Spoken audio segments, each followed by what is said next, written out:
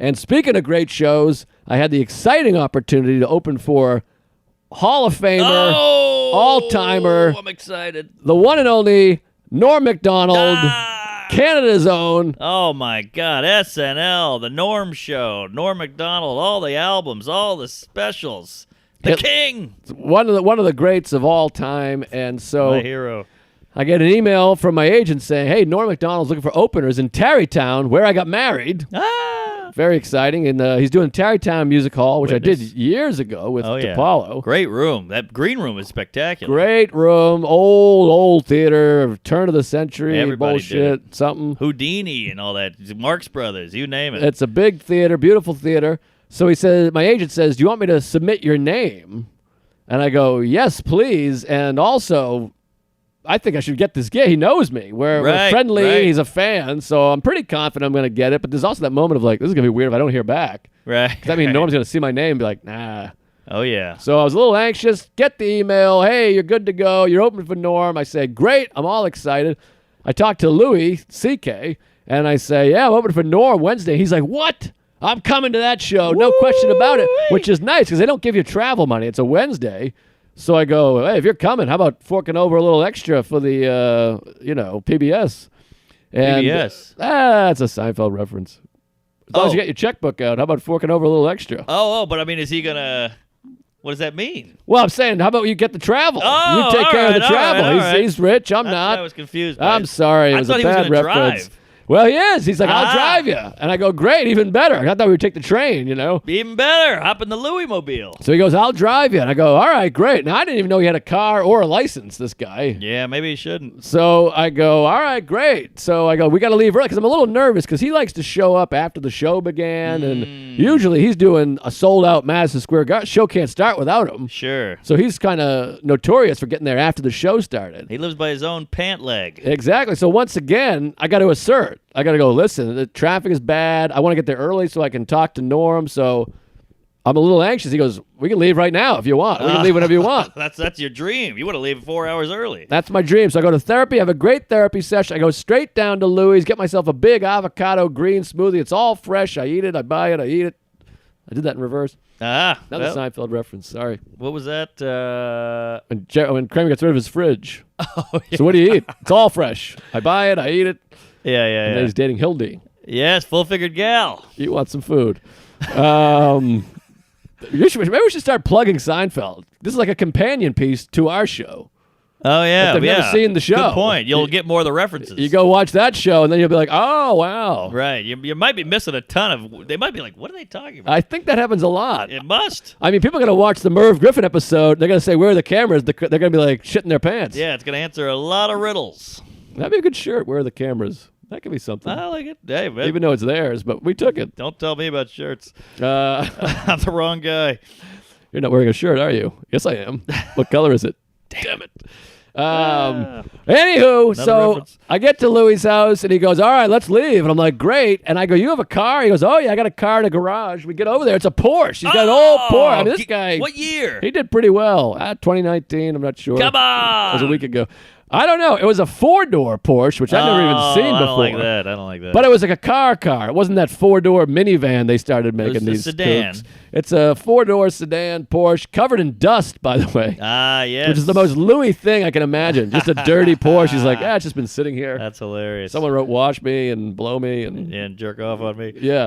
So we get in the Porsche. It's all exciting. I got seat heat. I love seat heat. It wasn't even cold. I turned that thing on. We got the GPS, the whole business. I don't want my balls warmed up. They got seat cool, too. All right, now we're talking. I got a warm undercarriage. So we get in the Porsche. We drive up. Traffic's a nightmare, but we're driving up the West Side Highway. And I keep having this moment of like, I'm in a car with Louis, headed to a gig to open for Norm. This is wild. Quite a sentence. The lights are shining. The stars are bright. My mother's gay. The whole thing. Up is down, black is white. But we go up there, and it felt fun because it felt old school where the comedian, you jump in the car and drive to the gig together. That never happens anymore. No. Now we're flying to Albany and the whole thing. But so it's all upgraded. Now it's Louis and a Porsche and a Norm gig. Right. So this ain't, an Elks Lodge. So it's so exciting. He's not even on the show. Then we pull into Tarrytown. I'm like, this is where I got married. This is where this is where you didn't come to my wedding, even though you said you were gonna. Oh. And then we pull in, and then we're trying to find parking. And I go, what am I doing? I'm on the show. So I email, they go, we got a spot. She goes, I'll talk you right into the spot. So she talks me in. I'm like, I'm with my friend. Then I'm like, this is my friend Louie. And then she's like, oh my God, I love Louie. She starts great. getting excited. Thank God. You're not going to go either way. Yeah, it gets nerve-wracking.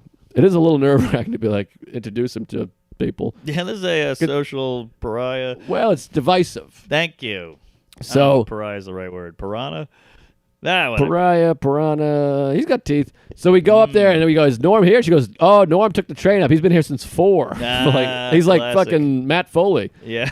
So we go Can't up. drive. We go upstairs. He's up there, and he comes up, says hello, and now it's me, Louie, and Norm. We're like, let's go get some dinner. So we walk down the street. We go get a nice dinner. People taking photos, which is exciting. Yes. Great dinner. We're talking SNL. We're talking Letterman because he did the last Letterman set, and I was like, I was the last comic to debut on Letterman. Whoa. And he's like, what? And then we started talking about that. We talked about how he always wanted to do Carson. He didn't get, but Carson became uncool, so he didn't get to do Carson. He did it but he did it when Carson was still the host, but Leno was hosting that night. The guest host. Yes, so a lot of old late night talks and prepping for late night, and it's really just a special night. The meal's great, he pays.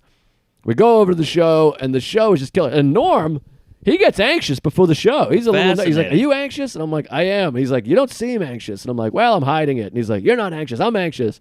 And No, they're wait, like, was there any, aren't you freaking out? You don't really, I mean, you know him a little, but you don't know him. Aren't you at dinner like, what the fuck is this? Like, was it normal? Was it weird? Were you nervous? I'm not freaking out because it sounds weird, but I've been around now. I know. I'm 19 years in. I mean, I performed in front of him on live network television. True. So now Truly. I feel like maybe this is from meditation or old age or just I hate life or something. But now it's just like, oh, this is exciting. This is a good guy. I like this guy. He's nice. He's funny. Yeah. I don't have as much shitting my pants energy anymore. Uh-huh. Once you do the garden a few times, I think everything gets I still get it. I don't know. I'm talking to Bill Burr every now and then. I'm like, oh, shit. Oh, fuck. Well, don't get me wrong. I'm excited. All and there's right. part of me that's like, this is pretty cool. Yeah. But it's just a guy. All right. But it's a cool guy. We're friends, and he's a brilliant comic, obviously. Sure.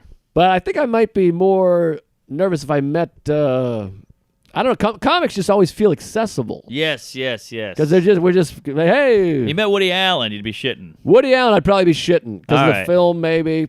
But I met, what's her name, too? Fucking Streep. She owes me money. Oh, you met Streep. Yeah, that's a big story we That's told. She owes right. my money. I forgot about Streep. Deer But- Hunter. Anyways, so it's a good hang, and then he's like, I'm like, how much time do you want me to do? He goes, whatever you want. And I go, well, what? I mean, I don't know, 15? He's like, 15? Do 20 at least. He just was like, yeah, have fun. He's like, I want to watch you. He's like, I'm going to go change. He's like, I can't wait to see you. He's like, I haven't seen you since we did the TV show. Unreal. And Louie's like, I'm going to watch you. And so now I'm a little nervous because I'm like, oh, God. And I've changed this diet dramatically. So I'm eating all this broccoli and greens and shit. And I'm kind of squeezing out some little farts.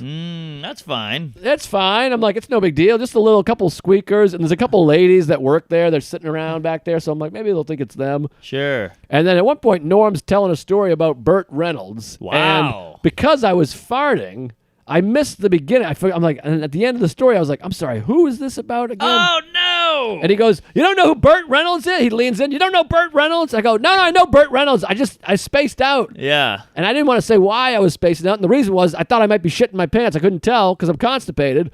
That's I can picture Norm. You don't know Burt Reynolds? Yeah, and he That goes, lean? okay, you know Burt Reynolds. And then a moment passes, and he goes, I gotta say something. One of you's farting pretty bad, right? Norm called me out of my farts. Oh, my And so God. now I'm like, oh, what do I do? Because Louie looks like he smells, and then there's 2 ladies over there on the typewriter. So I'm like, I kind of wait a second.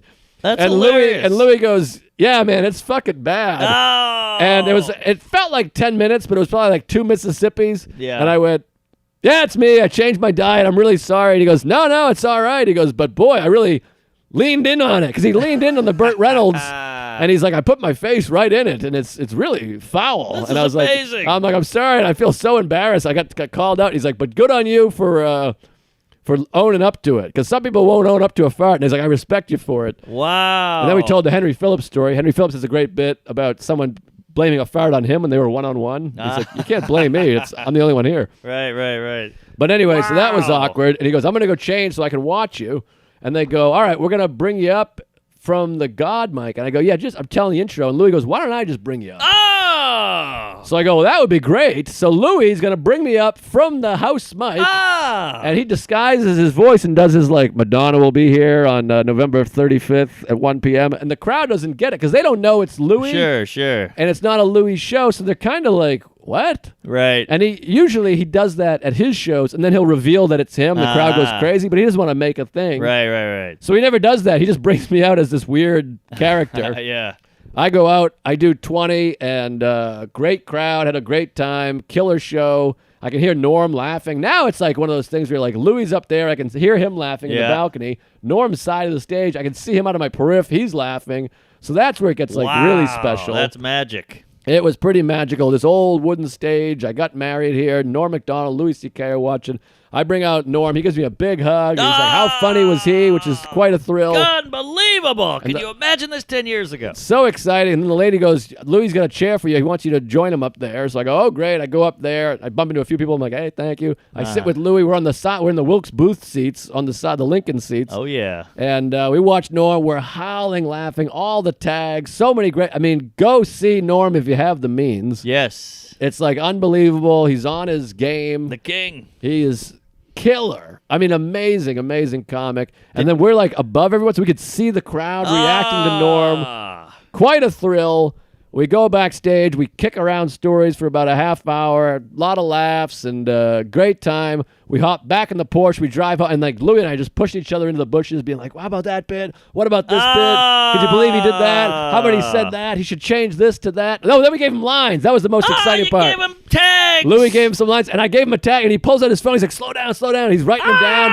He's dying laughing. I got Norm laughing. I got a line in his act. Oh, So Macdonald. cool. Come on. So cool. So exciting. And I'm like, he's like, some comics don't like lines. He's like, it's so crazy to me. I'm all lines. I want all the lines. Let's do some lines. And so I gave him a line. Louis gave him a bunch of lines. We're all talking bits. And then there's an exciting moment where I go in the bathroom to piss, but it's an old wooden thing, and I can hear Norm being like, God, he's great. What? And Louis like, Come I know. on. This is unreal. Louis like, I can't get him anymore. He's doing his old shows, and Norm's like, oh, boy, he's so great. I wish he was with me this week. And so that's really exciting. That's the part where you feel really good. I couldn't even piss because I'm like, whatever. That's unreal. And then I come out, he's like, I hope you shit in there because you had to shit earlier, you smelly cunt. I could picture him on stage going, how funny is he? I'll tell you. He's really farting over here. Yeah, it was really exciting, and to get called out on the fart was a little embarrassing. Well, But you run with it. yeah, it was fun. And then we drove back into the city. Great talk down the West Side Highway. I say, hey, drop me off here at Midtown. And I say, hey, great night. Take care. Take the train home. I'm riding high. I feel like $1 million bucks. What a night. And a special night. Albany Funny Bone was great. And I feel pretty good.